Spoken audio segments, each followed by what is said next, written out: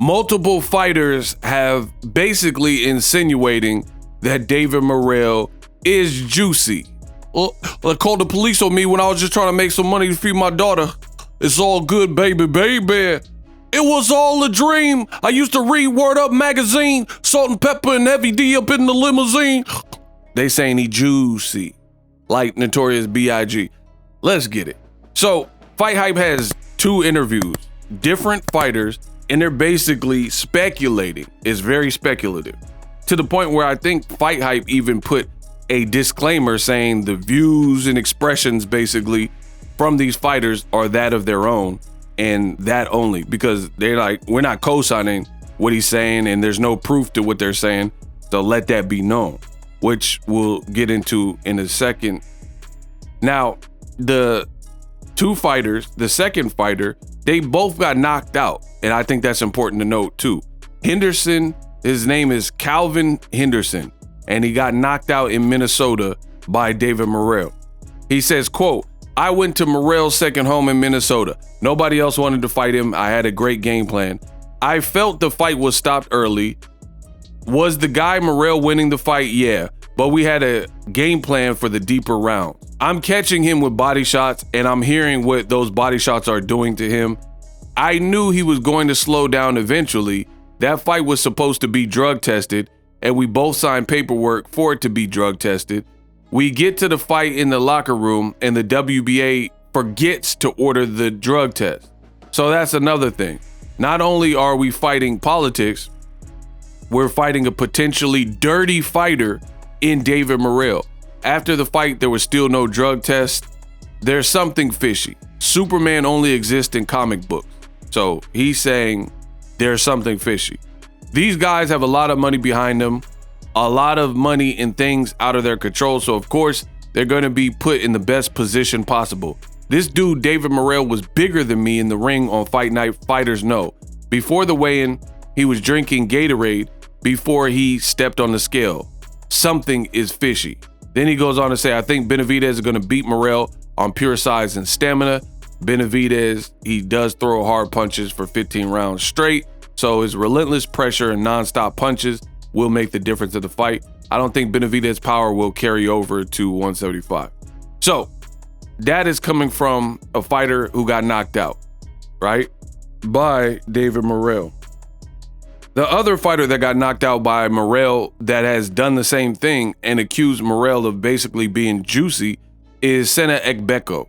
I'm not going to spend as much time talking about him because the quotes that I read to you were not from him. They were from a different fighter named Calvin Henderson. So I want to focus on the 2022 fight and Calvin Henderson and what he said happened at the Armory in Minneapolis. Now, ego thoughts, very, very simple. Is this what we're doing? 2025, brand new year. Is this what we're doing? You got knocked out 2-3 years ago in Minneapolis. Now you're crying about the knockout.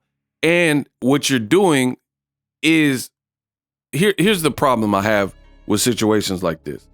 I have a problem with it's all speculative. You can't really convict off of circumstantial evidence, or at the very least, it becomes very hard to pin a murder on somebody with only circumstantial evidence. No body, no forensics, just purely circumstantial. Hey, this guy didn't like this guy turns up dead, so this guy did it. That's not enough. You know, you can create reasonable doubt within the jury by only having a limited amount of information. In the courtroom, we all know that. So for me, you don't really have nothing quote unquote fishy or like overly fishy and no evidence to really do anything. So it just comes across as bad. And then I noticed certain fighters, people are very candid about it, right? Like David Morrell. Like I notice it really with black fighters and Cuban fighters the most. For example, if a black fighter has outside of the ring drama, like baby mama dramas, it's everybody's business. Tank Davis mugshot, his baby mama, him beefing and People are posting transcripts and calls and mugshots, right? All these things. When Kovalev gets kicked off a plane and the girl said he hurt her dog and broke her clavicle and all, all this craziness, no one wants to talk about it. Same thing when we're talking about juiciness in the sport of boxing, pause. We're talking about fighters being on something.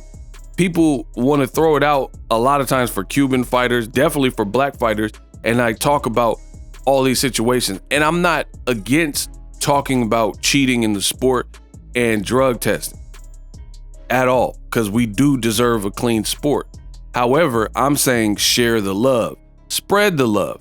If we're going to speculate, let's speculate on everything and everybody, right? And that's not what I really see.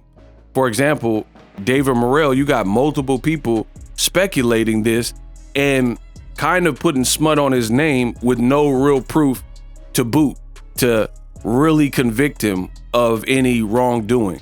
But then you got a guy like Manny Pacquiao, who is revered, and some people, like fans more or less, have speculated like, hey, how'd he move up 8 weight class? I believe he's going to my fight with Ricky Hatton.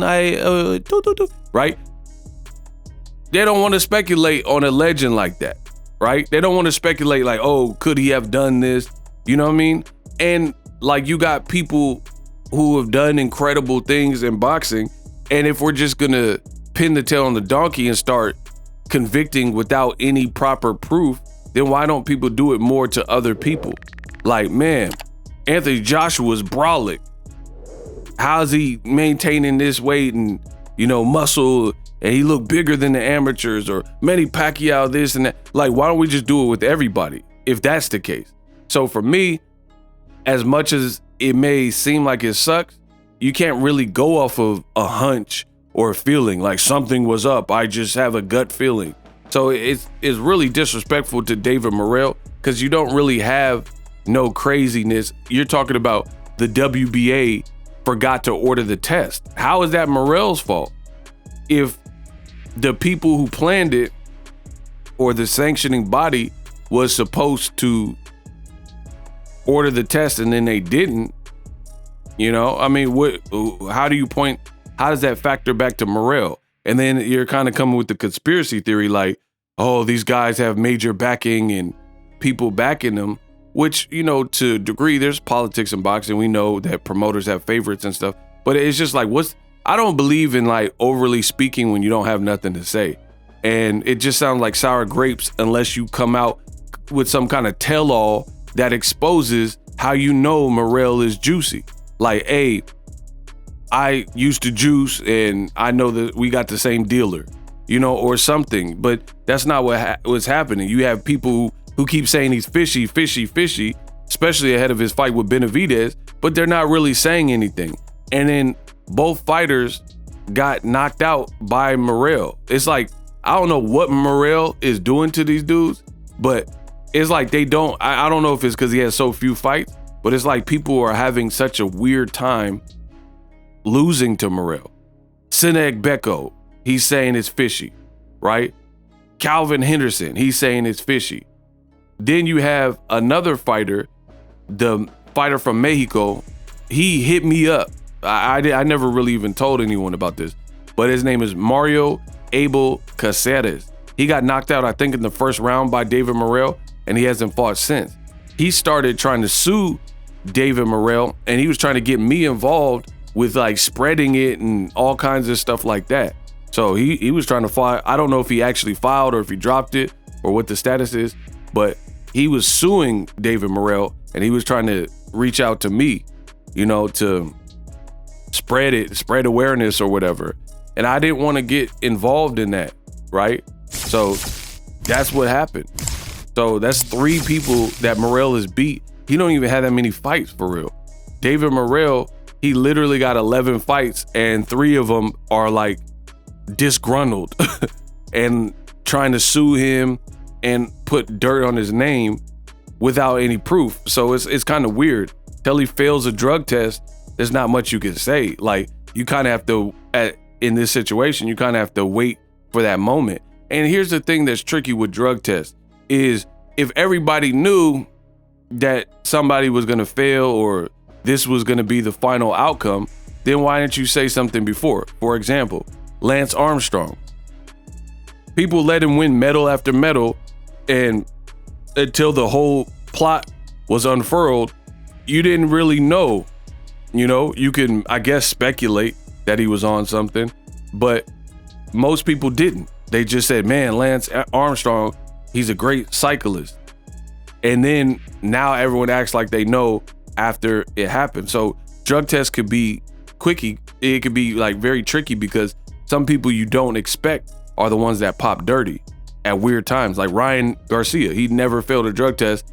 And then before the Devin fight, or actually after the Devin fight, he pops dirty. So it really it's a gray area, but I just believe in, you can't really put that on somebody, like that drug test jacket and the steroid jacket, unless you really come to the table with some damning evidence, because that's a lot. I mean, we could do that to everyone. Oh, how did he cut this much weight? There's guys who are cutting 25, 30 pounds and stuff in a day. So yeah, there's a lot of people who probably are on something that's banned and getting away with it. I'm not dumb. I'm no dummy. But I don't think it's right to just keep pointing the finger, because if that's the case, you could point the finger at everybody. You know, you could say, hey, how is Boots Ennis losing so much weight so quick? How is Virgil Ortiz losing so much weight so quick? You know, when you look at him in there, I mean, it's just an endless finger pointing game. So I don't really believe in that. I think what's done in dark comes to light. And then at that time, when it's shown, then that's when you have to actually acknowledge it, and you really don't want to jump the gun. But Morrell got people in their feelings. Subscribe.